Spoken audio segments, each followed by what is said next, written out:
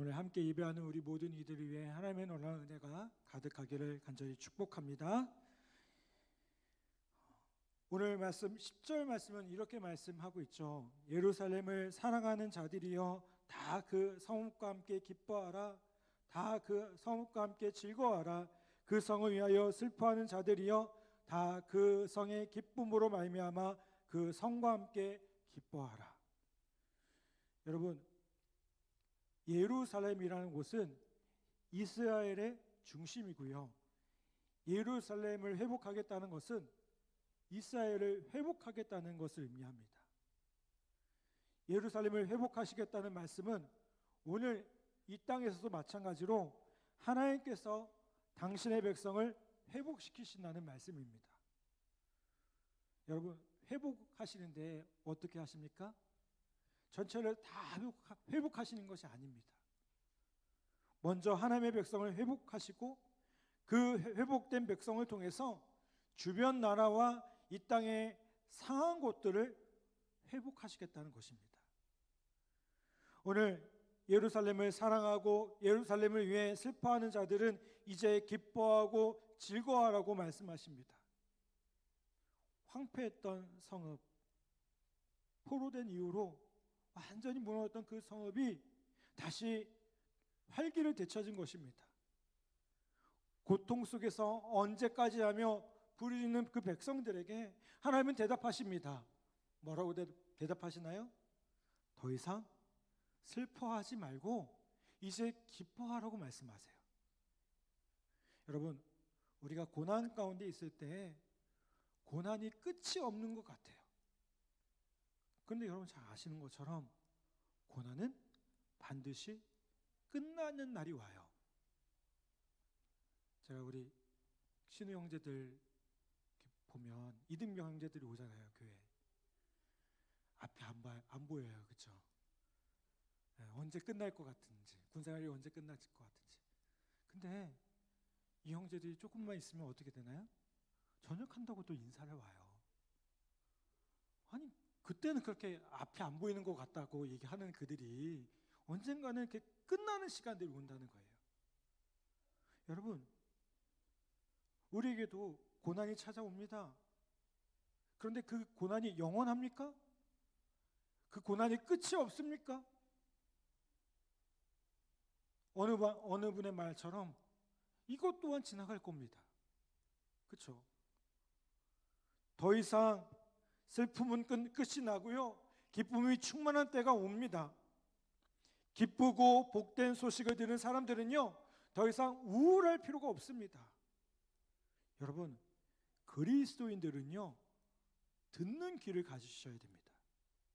어떤 귀를 가져야 됩니까?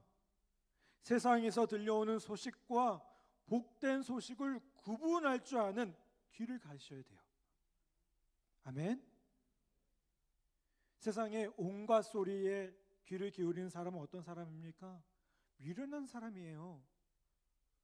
우리가 귀 기울여야 할 것은 뭡니까? 복음입니다. 하나님이 우리에게 들려주시는 소망의 이야기에 귀를 기울이셔야 됩니다. 그래야 우리가 언제나 기뻐할 수 있어요. 세상에서 들려오는 소리는 다양합니다. 어떤 것들이 들려옵니까? 더 아름다운 길이 있어. 이것만 가지면 행복할 거야. 뭐라고 얘기해요? 뭐 더 좋은 것을 줄 것처럼 얘기를 합니다. 온갖 소리가 다 들리는데 결국 그 소리들 뭡니까? 세상에서 들리는 소리는 속이는 소리예요. 엉터리 같은 소리에 자꾸 기울이면 우울해지고 절망에 빠지게 됩니다. 그러므로 우리는 세상에서 들려오는 소리에 거리를 두고 사는 훈련을 하셔야 됩니다. 복되고 기쁜 소식에 귀를 기울이지 않으면 나도 모르게 바벨론의 포로로 살던 삶의 양식을 따르게 됩니다. 세상의 만몬주의에 무릎을 꿇게 되고요, 세상의 정욕의 포로가 되어서 끌려다니는 그런 우리의 모습이 될 수 있다는 겁니다. 여러분, 복음이 우리에게 들려집니다. 이 복음이 무엇일까요? 하나님이 새롭게 시작하신다는 겁니다. 과거의 우리의 모습은 지나가고 이제 새롭게 하신다는 거예요. 아멘. 십자가에서 나도 죽었고요, 주님과 함께 새로운 삶이 시작된다는 거예요. 이전 것은 지나갔으니 보라, 새 것이 되었도다. 하나님이 우리를 위해서 행하시는 것에는요, 소망이 있습니다. 인간에게는 소망이 없지만 하나님만이 소망을 주실 수 있다는 겁니다. 주님은 우리에게 말씀하십니다. 내가 너에게 새 일을 행하길 원한다. 이 회복의 소식을 선포하시면서 이제 너희가 해야 할 것은 무엇이냐? 복된 소식을 듣고 반응하고 즐거워하고 기뻐하는 것이라고 말씀하고 계십니다. 여러분, 오늘 우리 안에, 우리의 가정 안에, 우리의 공동체 안에 이런 기쁨의 회복이 있기를 간절히 바랍니다. 주님의 말씀을 들을 때에, 주님의 말씀이 우리 안에 들려지기 시작할 때에, 복음이 들려지기 시작할 때에, 우리의 귀가 그것에 반응하고 열려지기 시작할 때에 하나님께서 우리에게 주시는 놀라운 기쁨이 더 가득하기를 간절히 바랍니다. 아멘. 11절 말씀은 또 이렇게 말씀하죠. 우리 11절 말씀 볼까요? 이렇게 말씀합니다. 제가 봉독해 보겠습니다. 너희가 젖을 빠는 것 같이 그 위로하는 품에서 만족하겠고 젖을 넉넉히 빤 것 같이 그 영광의 풍성함으로 말미암아 즐거워하리라. 여러분, 이 모습을 한번 상상해 보세요. 하나님 변신을 참 잘하십니다. 제가 어렸을 때 어린이날이면 꼭 갖고 싶은 게 있었어요. 뭐냐면 변신 로봇. 막 3단 변신하는 거 있잖아요. 그런 거. 제가 어렸을 때 소망이었는데 꼭 어린이날 끝나면 친구들이 하나씩 갖고 오잖아요. 되게 부러웠어요. 근데 여러분, 하나님이 변신을 그렇게 잘하시네요. 어떻게 변신하십니까? 아버지가 되셨다가 어머니가 되셨다가 신랑이 되기도 하셔요. 정말 다양한 모습으로 우리에게 다가오세요. 하나님 로봇일까 아니에요. 그렇죠? 그거는 오해하지 마세요. 로봇이라는 얘기는 절대 아닙니다. 여러분, 아버지의 모습으로 하나님께서 우리에게 다가오실 때 어떤 분이시죠? 전지전능하신 하나님, 능력의 하나님, 그렇죠? 주 하나님 지으신 모든 세계 내 마음속에 그리워볼 때 하나님 그 창조하신 그 모든 것들을 그려보면 주님의 높고 위대하심을 내 영혼이 찬양하네. 아멘. 그런 아버지 하나님의 모습을 떠올릴 수가 있어요. 근데 또 어머니의 모습으로 오실 때는 어떤 분입니까? 오늘 말씀 보면 젖을 주는 어머니의 모습으로 나와요. 이해되세요? 하나님 이런 분이세요. 우리가 하나님을 꼭 아버지로 오해하는 분들이 있어요. 아니에요. 어머니로도 오세요. 또 남편으로 오실 때, 신랑으로 오실 때는 어떻게 오십니까? 우리를 사랑하시는 분, 가장 우리를 품어주시는 분, 이렇게 오십니다. 여러분, 오늘 말씀에서는 하나님이 어떤 분으로 오신다고요? 어머니로 오시는데 넓은 품을 갖고 계신 어머니, 그 품에 안겨서 젖을 빠는 아이 어떻습니까? 너무나 평온해요. 하나님의 젖은요 마르지 않습니다. 뷰가 너무나도 아름답고 평온합니다. 하나님 품 안에서 충분히 젖을 먹고 만족한 이 아이의 모습을 상상해 보십시오. 생각만 해도요 아름답고 풍성한 모습이에요. 여러분, 하나님은 어떤 분이십니까? 풍성하신 하나님이세요. 아멘. 얼마나 풍성한지 아세요? 오병이어의 사건에서 떡을 떼어주고 또 떼어줘도 먹고도 어떻게 됐어요? 12광주리가 남았어요. 광야에서요, 이스라엘 백성들이요 만나와 메추라기를 먹고 또 먹어도요 매일 하늘 문이 열렸어요. 하나님 안에서는요 부족함이 없습니다. 결핍이 없어요. 넘치는 생수의 강입니다. 아멘. 그런데 우리가 경험하는 세상은 어떻습니까? 늘 부족함이 있어요. 결핍으로 가득 차 있어요. 그런데 하나님께 나아가면 결핍이 없습니다. 시편 23편 1절, 우리 너무나도 잘 아는 말씀이죠. 뭐라고 말씀합니까? 여호와는 나의 목자시니 내게 부족함이 없으리로다. 아멘. 여러분, 신앙생활 잘한다는 게 뭘까요? 하나님 안에서요 충분히 만족을 누리며 사는 것입니다. 하나님 안에서 주어지는 풍성한 젖을 먹고요 만족함을 느끼고요 영적인 포만감을 누리며 살아가는 겁니다. 아멘. 여러분 보세요. 우리 자녀 키울 때 보면 젖을 충분히 먹은 아이는요 배부른 아이는 징징거리지 않아요. 그렇죠? 교회 안에서 왜 자꾸 시험이 듭니까? 배가 고프거든요. 여러분 많이 드세요. 뭘요?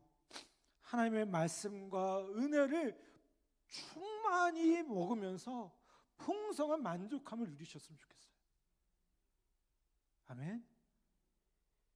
여러분 말씀으로 충만해지면, 기도로 충만해지면 여러분 우리 삶에, 우리 신앙의 모습들이 기쁨이 넘치고 감사가 넘쳐요. 아멘. 봉사를 해도요, 헌신을 해도요, 뭔가를 섬겨도요 기뻐요. 왜요? 내 안에 말씀이 충만하니까. 아멘. 여러분 그렇게 섬기길 바랍니다.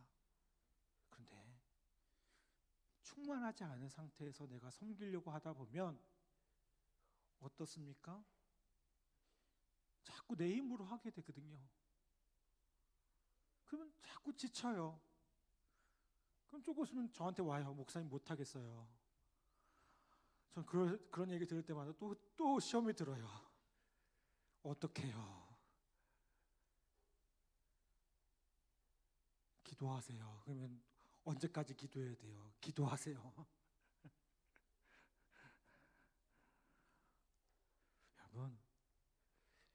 여러분 채워지지 않는 허전함을요 자기 방식으로 채우려고 하면 문제가 생겨요. 사고가 생겨요. 여러분 신앙생활은 어떻게 해야 합니까? 오늘 이 말씀에 나오는 것이 하나님 품 안에 있으면 됩니다. 아멘. 11절에 뭐라고 말씀하고 있어요? 너희가 젖을 빠는 것 같이 그 위로하는 품에서 만족하겠고. 여러분 그 위로하는 품에서 어떻게 한다고요? 만족함을 누린대요. 하나님의 품에 위로가 있습니다. 평화가 있습니다. 12절에 보니까 뭐라고 얘기해요? 평강을 강같이 주겠다고 말씀하고 계셔요. 하나님 품 안에 있으니까 평안이 강같이 흘러넘치는 거예요. 평안이 강같이 흘러넘치면 어떻게 됩니까? 세상에 염려가 있어도, 근심이 있어도요 어떻게 될까요? 문제되지 않아요. 여러분 오늘 다시 한번 하나님 품 안에서 풍성함을 누리는 우리 모두 되기를 간절히 바랍니다. 그것으로 충만하여져서 참된 만족함을 누리는 우리 모두 되기를 간절히 바랍니다. 아멘. 자, 14절 말씀 볼까요? 14절 말씀 여러분들 한번 봉독해 보겠습니다. 시작.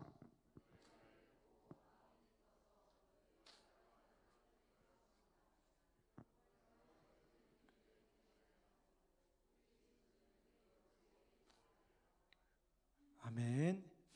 자, 여기 보세요. 이게 회복의 그림입니다.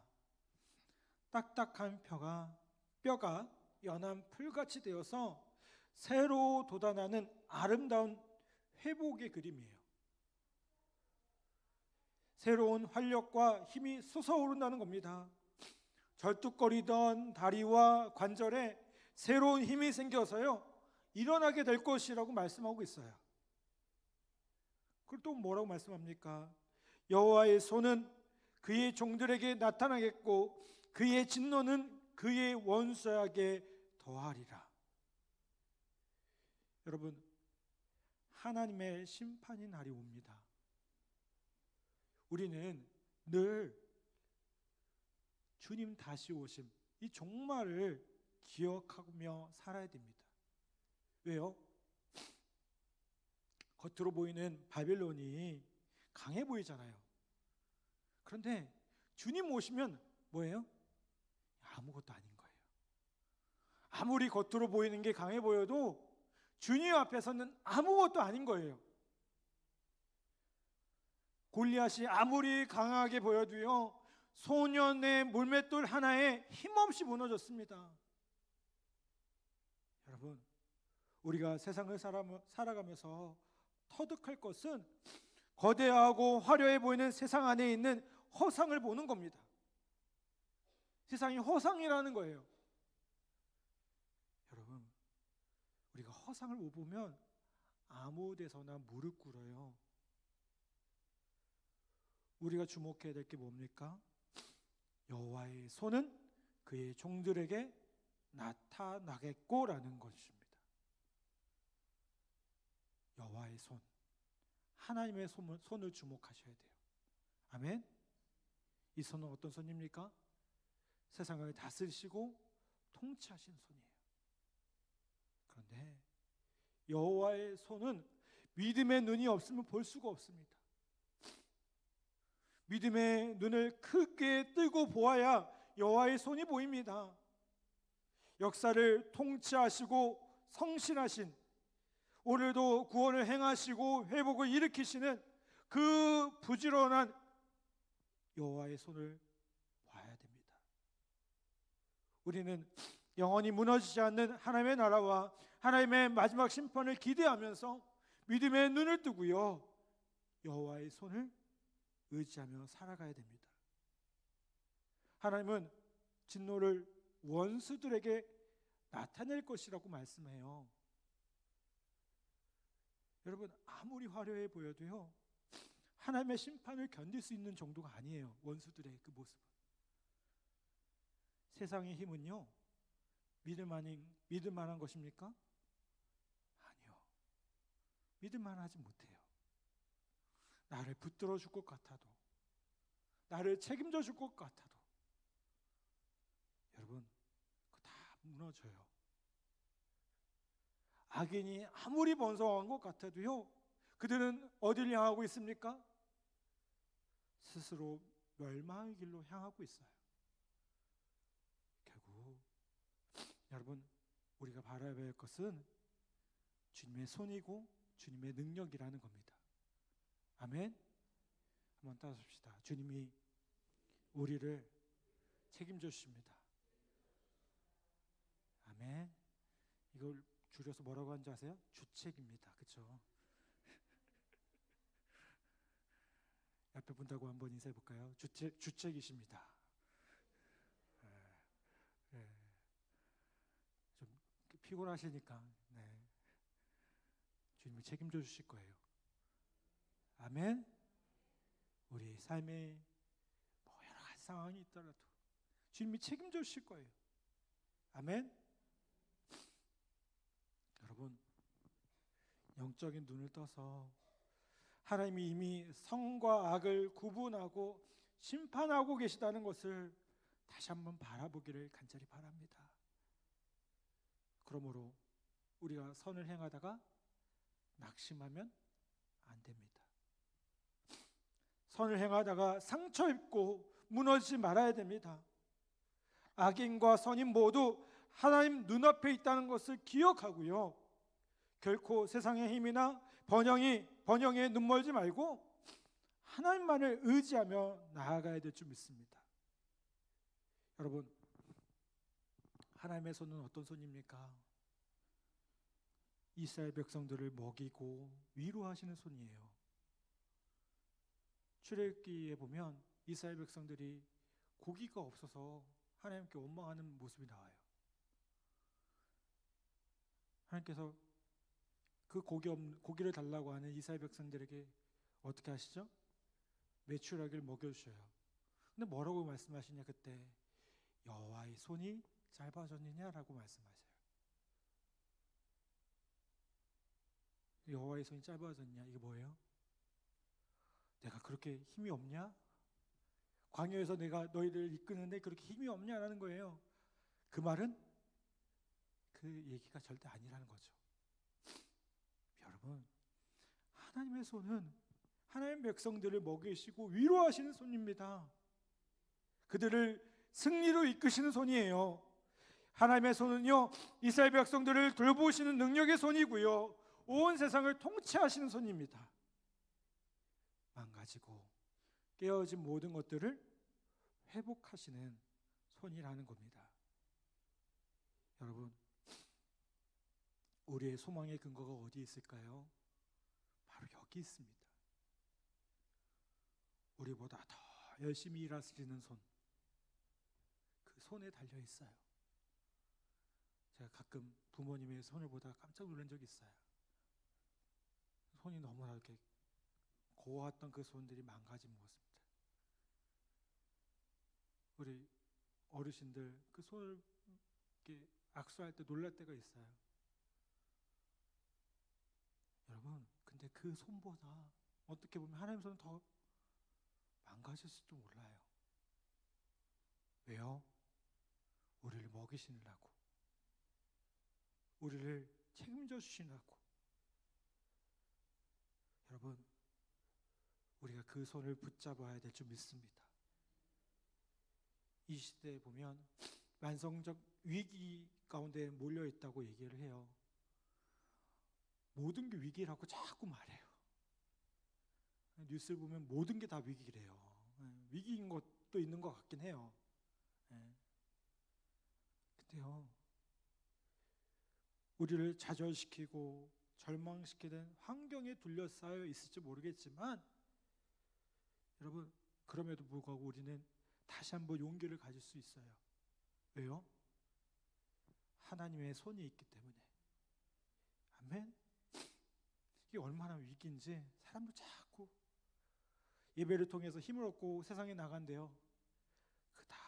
그 다음 주일이면 반쯤 죽어서 들어오시는 것 같아요. 우리 아까 찬양 인도하신 집사님 다 이렇게 무섭게 이렇게 째려보면서 막 이러고 계신다는데, 우리 그러면 안 되잖아요. 아멘. 주님의 손으로 힘 얻어서 내가 주님의 이름으로 이렇게 승리하며 살았노라고 힘있게 기쁨으로 예배하는 우리의 모습이 되어야 될 줄 믿습니다. 아멘. 여러분,